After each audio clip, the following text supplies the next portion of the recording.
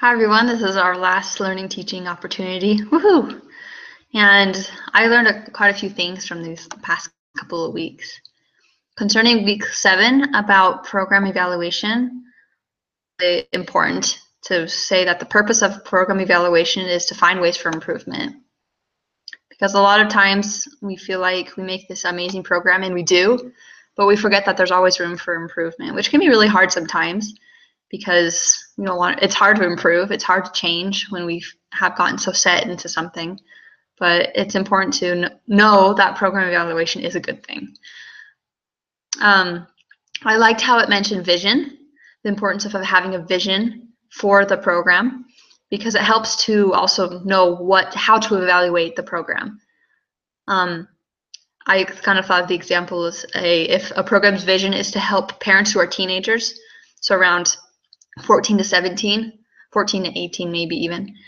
And if you were to judge it in a way, it's like as a normal parenting class for adults from 20s to the 30s, you're going to judge them very differently. So that's not a very accurate evaluation. So it's important to know what their vision is and what their goals are in order to judge it correctly. And concerning goals, I really liked the thought of goals, because there's a section in Preach My Gospel that I really enjoy that talks about goals and how to set goals and what are effective goals and what aren't goals. And that says goals without plans are just dreams. So we have to have a plan or some kind of way that we are going to achieve those goals, rather than just like, oh, it's just something I hope to do one day. And that's very true with programs as well, as if they don't have any goals, there's no movement forward. It just stays put. Some thoughts that I had about sections that should be included in assessment for programs are teaching, if the teacher or educator was clear, was effective in getting their thoughts across. If the class was engaging, that's another one. If the participant has seen improvement in their family lives by applying those skills, which can be kind of hard because that's completely up to the participant. Important to know how engaged they are to the program, and if they understood the skills and things like that. And one thought I had while reading all this is sometimes it's really hard to receive feedback, especially if it's towards you as an educator, because there are going to be some people who just don't like how you teach. And it's not necessarily your fault, it's just it's not their preference, but it can be really hard to receive feedback. But it's important to remember that it doesn't define, but it's meant to help us improve more than anything. With week 8, one thing that I liked was about ethics is how it helps us to be more sensitive to the other side rather than staying put in our side.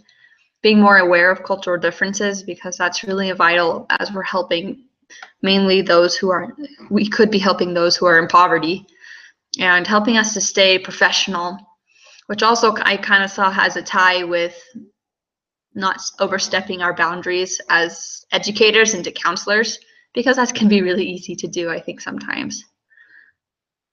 Principles that I like from the ethical code are, number one, that parents are the number one nurturers. It doesn't matter how well you can persuade them or try to convince them that this way of parenting is better than what they're doing right there, they are, in the end, will always decide what is best for their children, and there's no way as educators that we can force that. And so that's important to remember, even though we know it would help them. We can't take away their agency. Another principle that I like that is helping to make the family life education available to all family members.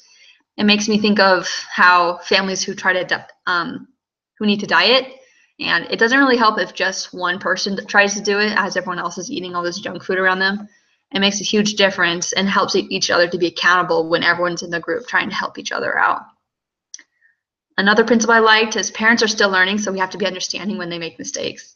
Essentially, it's just not to judge them when they do make mistakes, because they are trying, they are showing improvement, but it probably won't happen until much later that we can actually see it constantly.